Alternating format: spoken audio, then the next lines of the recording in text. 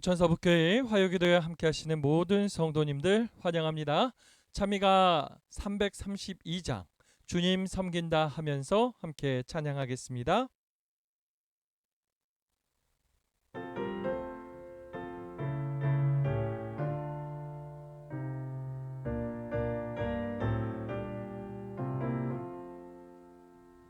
주님 섬긴다 하면서 세상 쾌락을 즐겼네.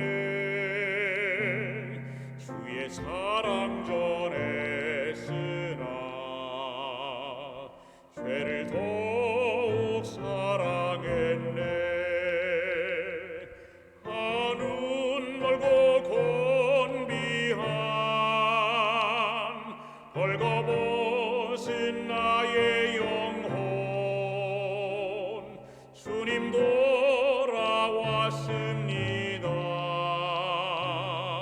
내 눈물을 보옵소서. 주의 애타는 사랑을 어느 누구가 알리요. 병든 자식 고치고자 징계 허락하시었네. 종일 죄짐에 눌리니 나의 뼈가 쇠하도다. 주님 돌아왔습니다. 내 눈물을 보옵소서. 주님 은혜가 아니면 나의 모습 어찌할리. 매인 사슬 풀어주리. 오직 예수 그리스도 나의 모든 죄 고안호. 뜻을 굳게 정하리다. 주님 돌아왔습니다.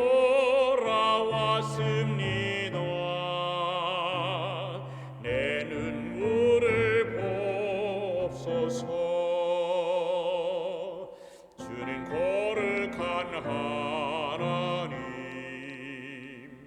나의 임금 되시도다. 나의 입을 열으소서. 힘을 다해 찬송하리. 주께 죄삼 받은 자 성령 충만 주시도다. 주님 돌아왔습니다. 내 생명을 받으소서. 성도님 여러분들 안녕하십니까? 우리가 지난 2월부터 동행 묵상을 이 신약 부분부터 시작을 했지요. 벌써 마지막 요한계시록을 읽고 있습니다. 그리고 묵상하고 있어요. 오늘 2장을 읽었는데 어떠셨습니까? 은혜 많이 받으셨습니까? 우리가 한 본문을 가지고 6번을 읽게 되는데 여러분들 6번을 읽다 보면 질문도 던져지고 또 더 깊숙이 생각할 수 있습니다. 이게 정말 바쁜 와중이다 보니까 대충 할 수도 있어요. 자, 그런다 하더라도 여러분들이 좀 더 신경을 써서 하나님의 말씀을 사모하는 마음으로 잘 이행해 보시기 바랍니다. 꼭 6번을 다른 버전으로 들어보세요. 정말 바쁘면 어쩔 수 없겠지만요. 특별한 하나님의 은혜가 매일매일 여러분들의 가슴에 넘쳐나기를 소망합니다. 그리고 하나님의 그 음성을 듣기를 바라고요. 그 음성이 여러분과 저의 삶을 이끄는 것을 체험하며 살 수 있기를 바라요. 오늘 2장 속에서는 7교회에 보내는 그 기별들이 있었습니다. 하나님께서 각 교회에 하신 말씀이 참 많으신 것 같더라고요. 그런데 우리가 이 기별들을 보면서 놓치지 말아야 할 부분이 있구나라는 것을 보았습니다. 그것은 일곱 뼈를 붙드시고 일곱 금초대를 거니시는 이가 말씀하신다고 하죠. 그분이 바로 누구예요? 바로 우리 예수님이십니다. 예수님께서 시대를 비춰야 하는 사명을 가진 그 일곱 교회의 사이를 거니시면서 돌보시는 것이죠. 그리고 그들을 인도하시는 것이죠. 이 일곱 금초대에 그 시대를 밝히는 빛이 꺼지지 않도록 말이에요. 우리가 이 기별을 읽다 보면요, 때로는 질책도 하시고 칭찬도 하십니다. 여기에는 목적이 있어요. 예수님은 그들을 돌보시면서 적절한 조언을 해주시는 것입니다. 질책을 하시는 이유가 뭘까요?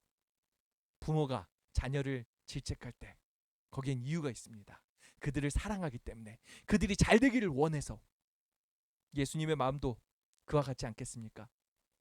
이 교회가 정말 주님이 주신 그 사명을 잘 감당하기를 원해서 하시는 말씀 아니겠습니까? 예, 칭찬을 하시는 것도, 격려를 하시는 것도 이 교회를 더 잘 이끌어 주시기 위함입니다. 위로를 통해서 그들이 지쳐있는 마음을 달래시고 다시 힘을 얻어 일어서게 해주시고 싶으신 것이지요. 그들이 그 어느 시대에나 주님의 아름다운 교회로 머물 수 있도록 하시게 해주고 싶어하는 것이 주님의 마음입니다. 또한 이 모든 교회들이 다 하늘에 도달하게 하고픈 것이 주님의 마음 아니겠습니까? 예수님은 각 교회를 너무나 잘 아시고 그들을 섬세하게 그리고 소중히 여기시면서 돌보셨던 것입니다. 그것은 오늘 우리 부천 서북교회도 마찬가지이죠. 주님께서는 우리 교회를 잘 아실까요? 너무나 잘 아세요. 그리고 우리 교회를요, 잘 돌보고 계십니다. 우리가 이것을 믿고 따를 수 있기를 바랍니다. 또한 주님께서 우리에게 맡겨주신 이 남은 무리의 사명 역시 우리 교회가 잘 감당할 수 있기를 바랍니다. 비록 연약하고 적은 수고, 참 어려워 보이는 교회일지라도 우리가 주님 주시는 그 힘과 능력으로 말미암아 우리는 주님의 맡겨주신 사명을 능히 감당할 수 있음을 믿으시길 바랍니다. 주님께서 우리의 힘과 능력이 되어 주실 것입니다. 이제 요한계시록의 대략을 살펴보려 합니다. 요한계시록은 예로부터 닫힌 책이라고 알려졌어요. 그래서 개신교에서는 이 요한계시록을 보지 말라고, 될 수 있으면 보지 말라고 이야기를 했지요. 이 요한계시록에는 상징들도 많고요. 굉장히 추상적인 내용들이 많아요. 덕분에 약간은 암호문처럼 보이기도 합니다.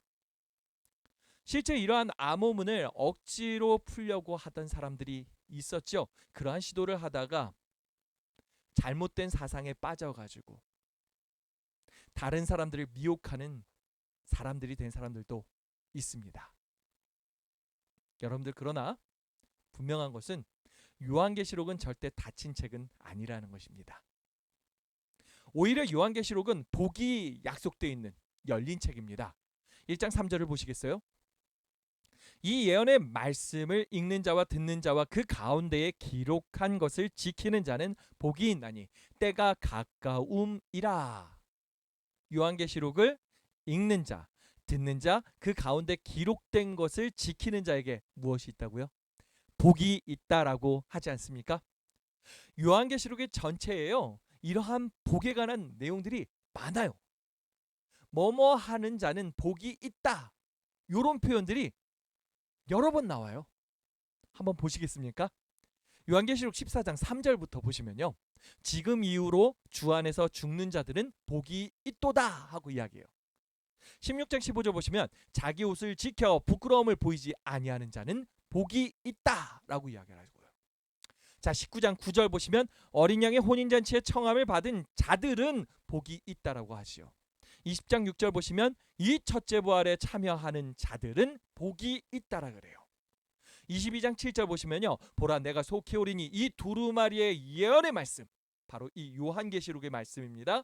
이 요한계시록의 말씀을 지키는 자는 복이 있다라고 이야기를 하고 있어요. 또 22장 14절 보시면요. 자기 두루마리를 빠는 자들은 복이 있다라고 또 이야기를 하고 있지요. 예. 그렇습니다. 요한계시록은 어려우니까 잘못 읽으면 큰일 나 하면서 덮어둬야 하는 책이 아니에요. 오히려 이 책은 열려야 되는 책이고요. 읽어야 하는 책이고요. 이해해야 하는 책입니다. 그리고 그 내용들의 말씀들을 따라야 하는 책입니다. 그래야 복이 있다라는 것이에요. 자, 이 책이 열린 책이다라는 것은 오늘 말씀 중에도 잠깐 다루겠지만 우리가 10장을 다룰 때 그때 좀 더 자세하게 이야기하도록 하겠습니다. 자, 요한계시록에는 상징이 많다 그랬죠. 거기다 놀라운 사실은요. 요한계시록의 내용이 새로 쓰여진 내용이 거의 없다라는 거예요.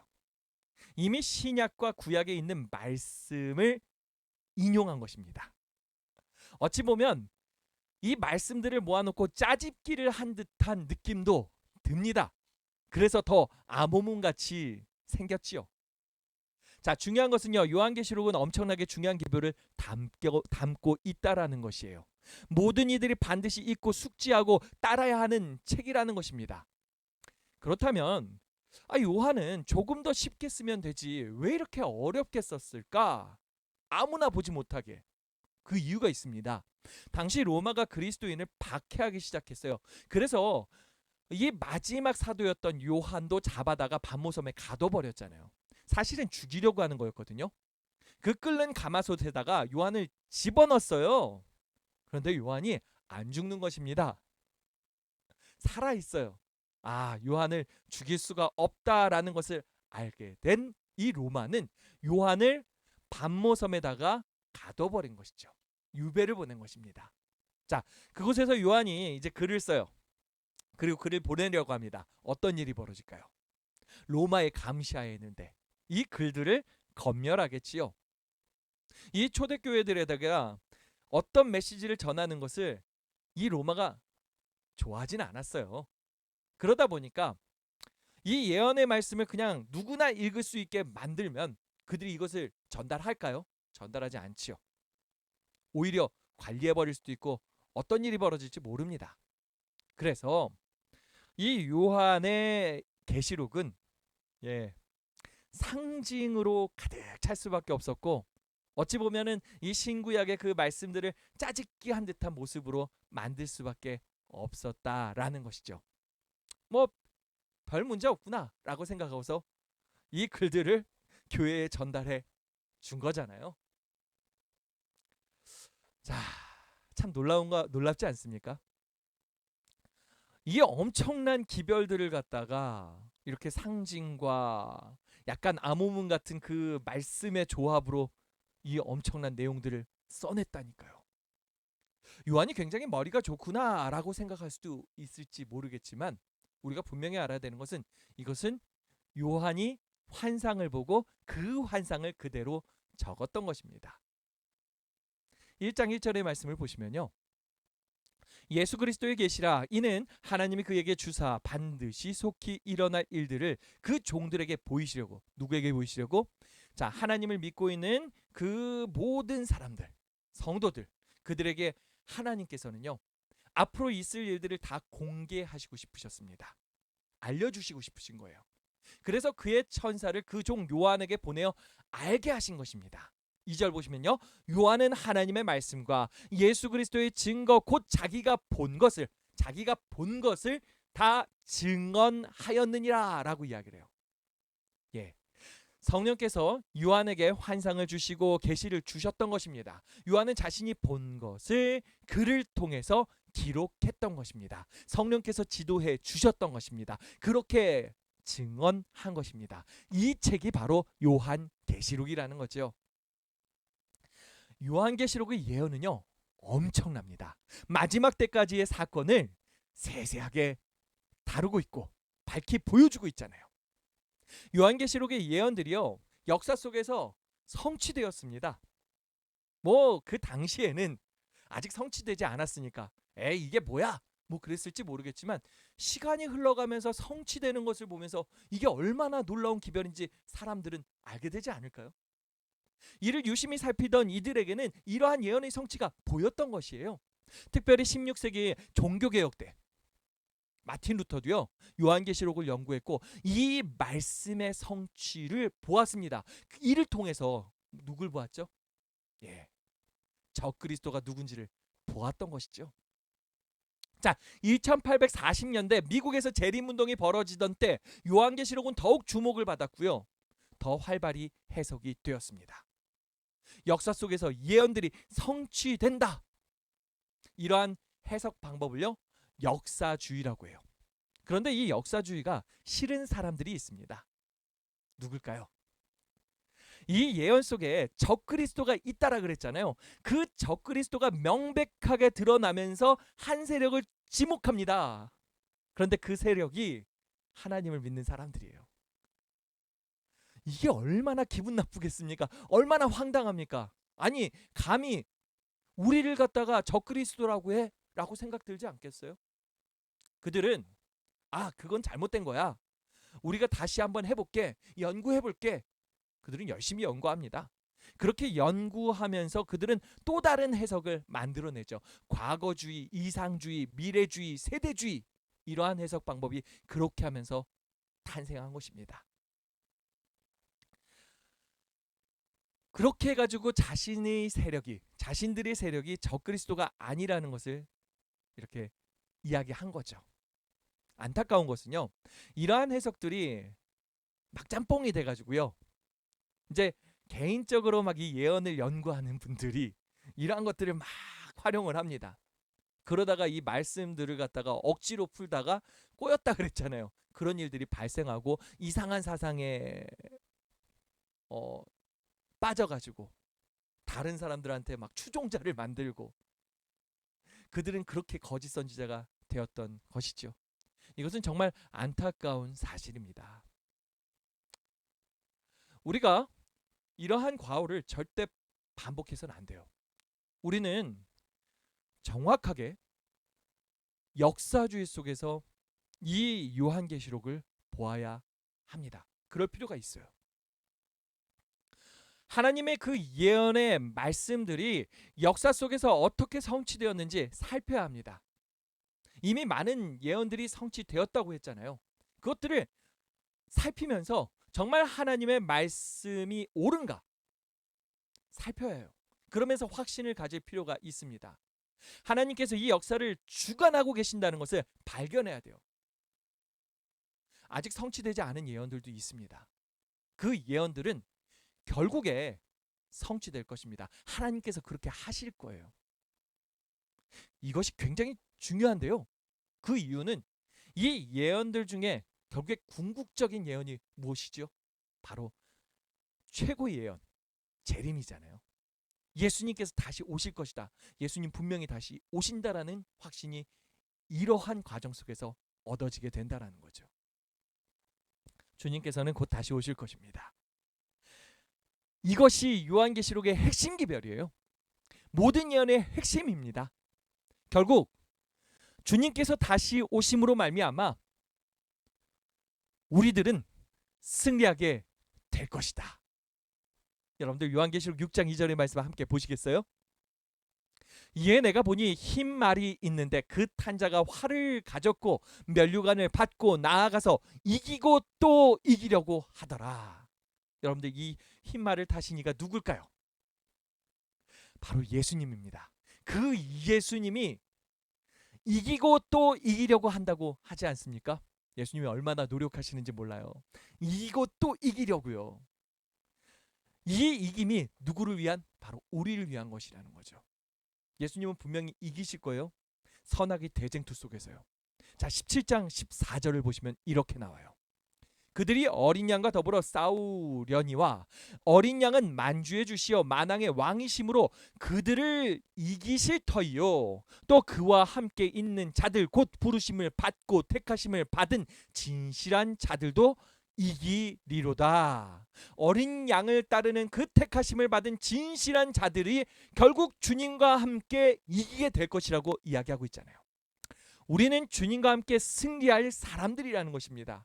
그리고 그 생명의 면류관을 받고 영원히 주님과 함께 살게 될 것이라는 거예요. 이것이 요한계시록의 핵심 주제라는 겁니다. 이 길이라.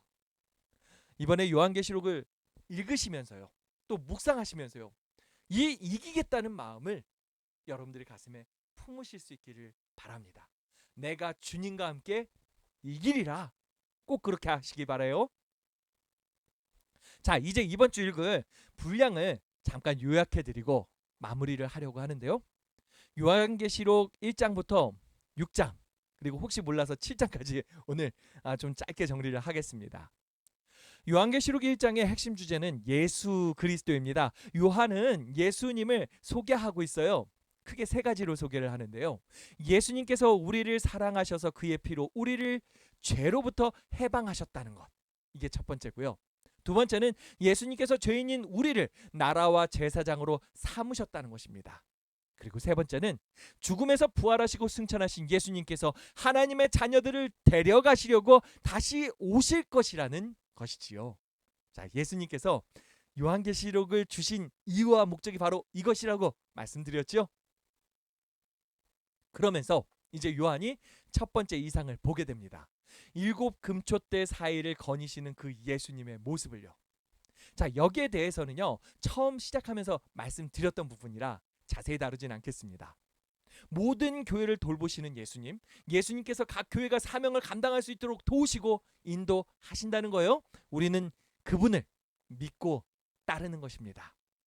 자, 이제 2장부터 3장은요, 아시아의 7교회에게 보내는 기별입니다. 에베소 교회, 서머나 교회, 버가모 교회, 두아디라 사대, 그리고 빌라델비아, 라오디게아 교회. 역사주의 시점에서는 이 교회들은 각 시대를 나타내는 교회입니다. 자, 표를 보시면요, 이렇게 됩니다. 자, 에베소 교회는요, 사도 시대를 나타내고 있고요. 서머나 교회는 박해 시대, 로마의 박해가 어마어마했습니다. 버가모 교회는요, 드디어 로마가 기독교로 개종을 하게 되고요, 평화로운가 싶었는데 알고 보니까 이 교회가 타락해가는 시대였습니다. 그러면서 한 세력이 탄생했지요. 자, 그리고 이 두아디라 교회는 암흑 시대입니다. 이 타락한 교회가 사람들의 눈을 완전히 가리고서 거의 1000년 가까이를 지배해 버립니다.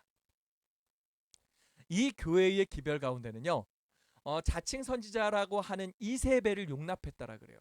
그녀를 거짓 기별에 의해, 그녀의 그 거짓 기별에 의해서 행음하고 우상의 제물을 먹고 있었다라고 이야기를 합니다.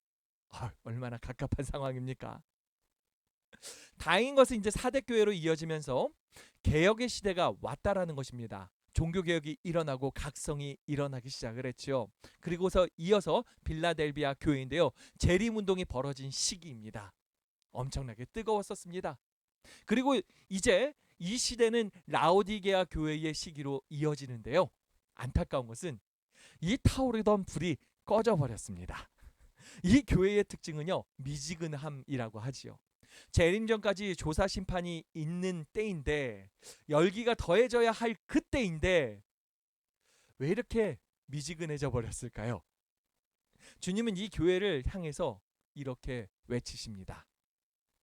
내가 너를 권하노니 내게서 불로 연단한 금을 사서 부요하게 하고, 흰옷을 사서 입어 벌거벗은 수치를 보이지 않게 하고, 안약을 사서 눈에 발라 보게 하라. 물은 내가 사랑하는 자를 책망하여 징계하노니 그러므로 내가 열심을 내라. 회개하라. 볼지어다 내가 문 밖에 서서 두드리노니 누구든지 내 음성을 듣고 문을 열면 내가 그에게로 들어가 그와 더불어 먹고 그는 나와 더불어 먹으리라. 여러분들, 라오디게아 교회 시대를 살아가는 우리들이요, 잠들어 있습니다. 주님은 우리를 깨우시고 싶어 하십니다. 우리를 뜨겁게 만들어 주시고 싶어 하세요. 그래가지고 불로 연단한 금을 사라고 하시는 것이고요, 그리고 흰옷을 사서 입으라고 하시는 것이고요, 우리의 벌거벗은 그 수치를 숨기라고 하는 것입니다. 우리의 감은 눈을 뜨게 하시고 우리가 보기를 원하십니다. 그렇게 해서 이 시대의 마지막에 주님께서 맡겨주신 사명을 잘 감당하는 우리들이 되기를 바라신다라는 것이죠. 우리가 일어날 필요가 있습니다.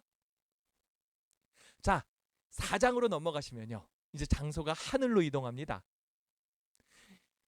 1절부터 보시면 이 일 후에 내가 보니 하늘에 열린 문이 있는데 내가 들은 바 처음에 내게 말하던 나팔 소리 같은 그 음성이 이르되 이리로 올라오라. 이후에 마땅히 일어날 일들을 내가 내게 보이리라 하시더라 하면서 하늘로 가요.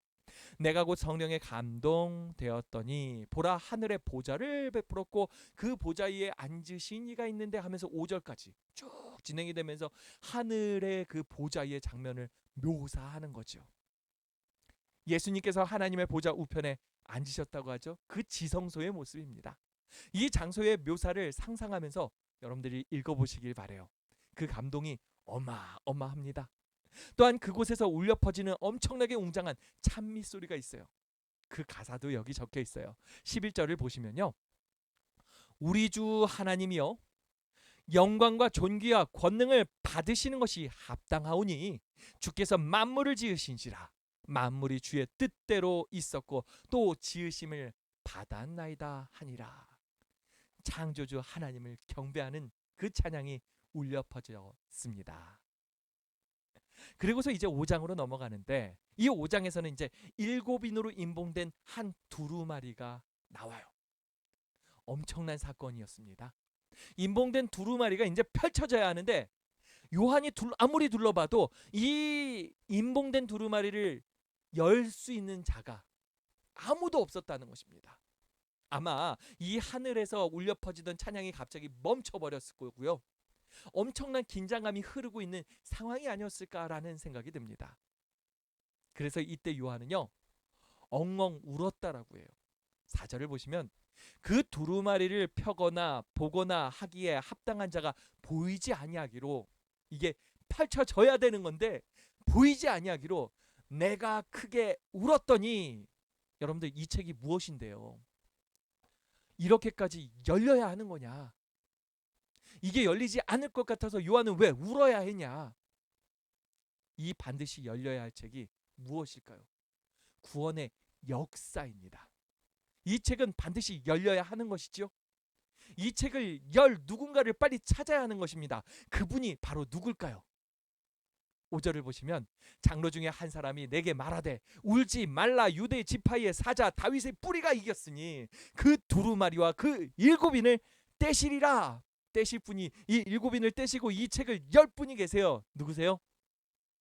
유대 지파의 사자 다윗의 뿌리, 바로 예수 그리스도입니다. 이 인류를 위해서 자신의 목숨까지 내어주신 그 사랑을 하신 분, 그분에게만 이 임봉된 두루마리를 열 자격이 있다라는 것이에요. 이제 다시 찬양이 울려 퍼지기 시작합니다. 그러면서 6장으로 넘어가요. 이제 어린 양이신 예수님은 임봉을 하나씩 떼는 거예요. 그런데 이게 어떤 이제 또 그림을 보니까 그 임봉이 7개의 층을 가지고 있는 두루마리더라고요. 그러면서 하나씩 떼면서 하나가 쫙 펼쳐지고 두 번째 거를 떼야지 그 두 번째 파트가 쫙 펼쳐지고, 뭐 이렇게 이렇게 이제 묘사를 하고 있더라고요. 그걸 보니까 저도 좀 더 이해가 가는데 제가 그 사진을 나중에 기회가 되면 보여드리도록 하겠습니다. 자, 이 7두루마리, 이 7인 하나가 떼어지는 건 역시 마찬가지로 다 역사입니다. 그렇죠?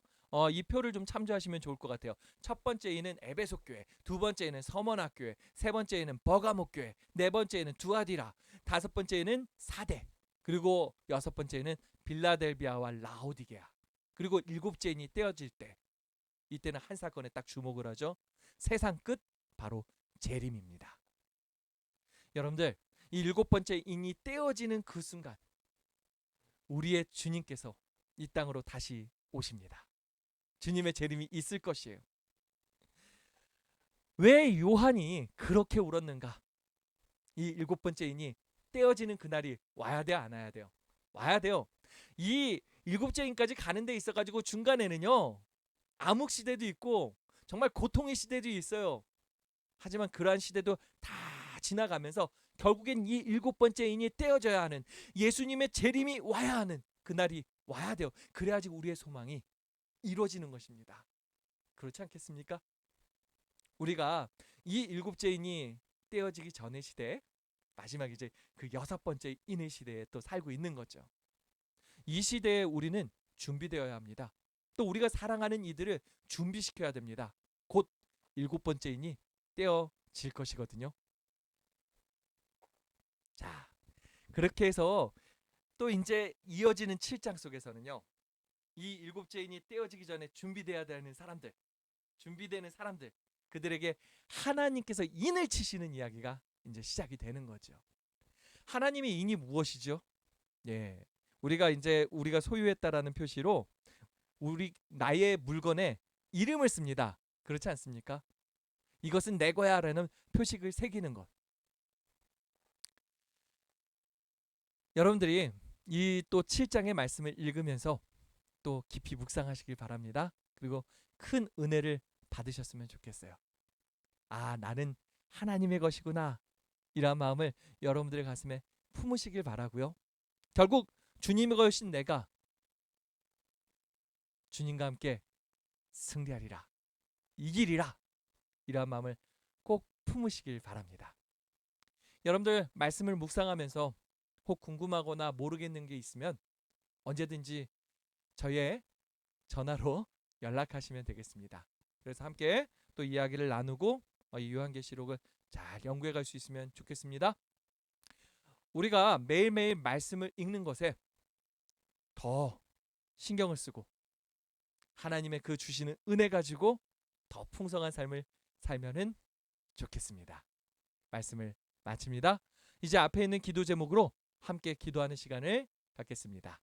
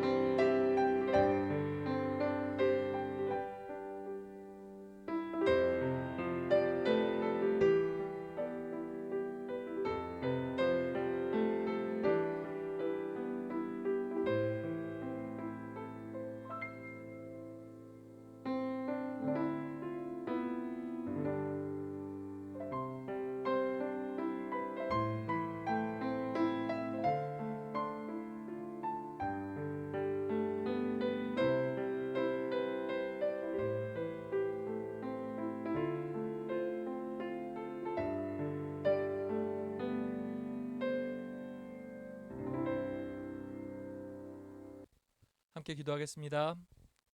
사랑의 아버지 하나님, 하나님께서 우리에게 매일 하나님의 말씀의 은혜를 사모하게 하시는 이 마음 주셨음을 감사드립니다. 매일 묵상하게 하여 주시옵소서. 하나님의 음성을 듣게 하여 주시옵소서.